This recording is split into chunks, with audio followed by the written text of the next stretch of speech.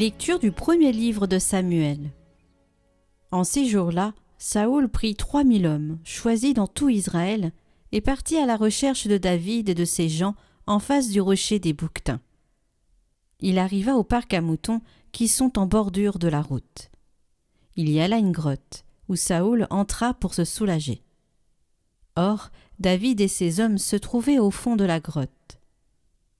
Les hommes de David lui dirent : « Voici le jour dont le Seigneur t'a dit : je livrerai ton ennemi entre tes mains, et tu en feras ce que tu voudras. » David vint couper furtivement le pan du manteau de Saoul. Alors le cœur lui battit d'avoir coupé le pan du manteau de Saoul. Il dit à ses hommes : « Que le Seigneur me préserve de faire une chose pareille à mon maître, qui a reçu l'onction du Seigneur. Portez la main sur lui, qui est le Messie du Seigneur. » Par ces paroles, David retint ses hommes, il leur interdit de se jeter sur Saoul. Alors Saoul quitta la grotte et continua sa route. David se leva, sortit de la grotte et lui cria : « Mon Seigneur le roi !» Saoul regarda derrière lui.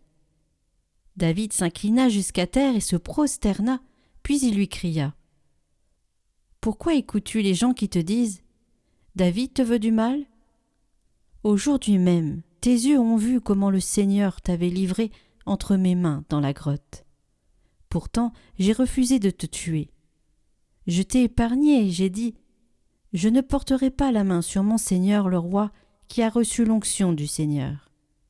Regarde, Père, regarde donc. Voici dans ma main le pan de ton manteau. Puisque j'ai pu le couper et que pourtant je ne t'ai pas tué, reconnais qu'il y a en moi ni méchanceté ni révolte. Je n'ai pas commis de faute contre toi, alors que toi, tu traques ma vie pour me l'enlever. C'est le Seigneur qui sera juge entre toi et moi, c'est le Seigneur qui me vengera de toi, mais ma main ne te touchera pas. Comme dit le vieux proverbe, des méchants sort la méchanceté. C'est pourquoi ma main ne te touchera pas. Après qui donc le roi d'Israël s'est-il mis en campagne ? Après qui cours-tu donc ? Après un chien crevé ? Après une puce ?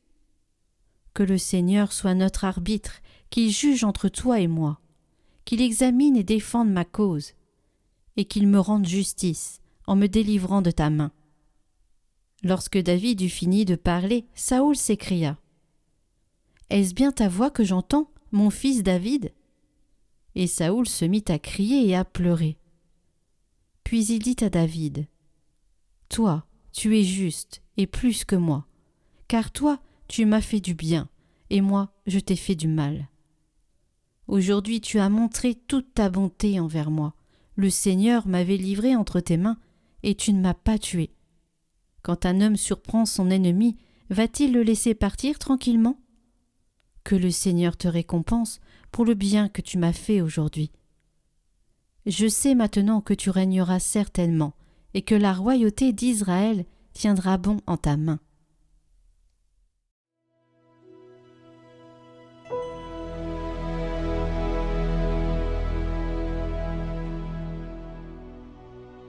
Pitié pour moi, mon Dieu, pitié pour moi. Pitié, mon Dieu, pitié pour moi. En toi je cherche refuge, un refuge à l'ombre de tes ailes, aussi longtemps que dure le malheur. Je crie vers Dieu le Très-Haut, vers Dieu qui fera tout pour moi. Du ciel, qu'il m'envoie le salut, qu'il envoie son amour et sa vérité. Dieu, lève-toi sur les cieux, que ta gloire domine la terre.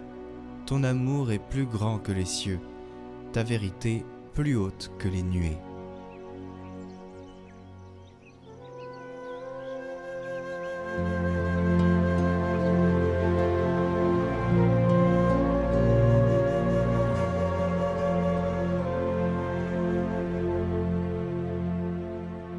Évangile de Jésus-Christ selon saint Marc. En ce temps-là, Jésus gravit la montagne, et il appela ceux qu'il voulait. Ils vinrent auprès de lui, et il en institua 12 pour qu'ils soient avec lui, et pour les envoyer proclamer la bonne nouvelle, avec le pouvoir d'expulser les démons. Donc, il établit les 12, Pierre, c'est le nom qu'il donna à Simon, Jacques, fils de Zébédée, et Jean, le frère de Jacques. Il leur donna le nom de Boanerges, c'est-à-dire fils du tonnerre. André, Philippe, Barthélemy, Matthieu, Thomas, Jacques, fils d'Alphée, Thaddée, Simon le Zélote, et Judas Iscariote, celui-là même qui le livra.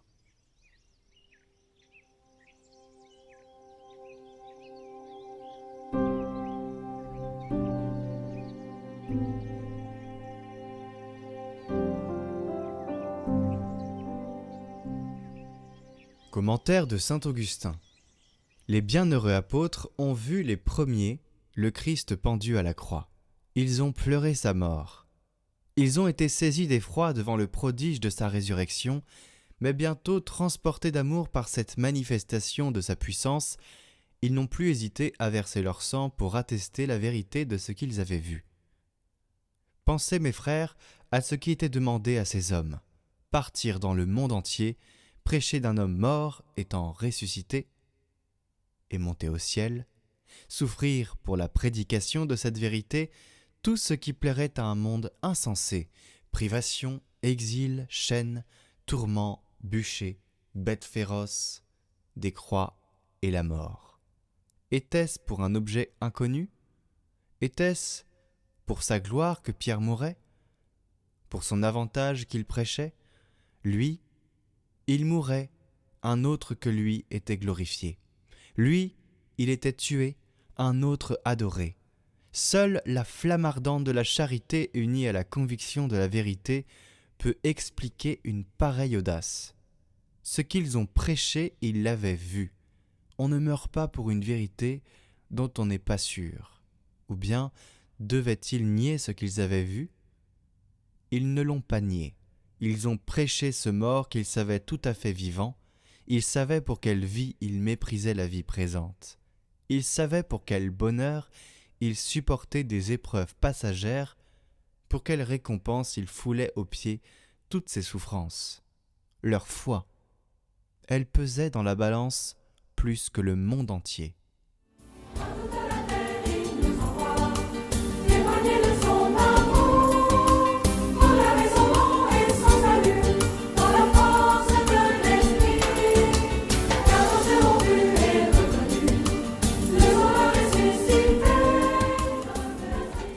Retrouvez le chant du jour en lien en haut à droite et dans la description.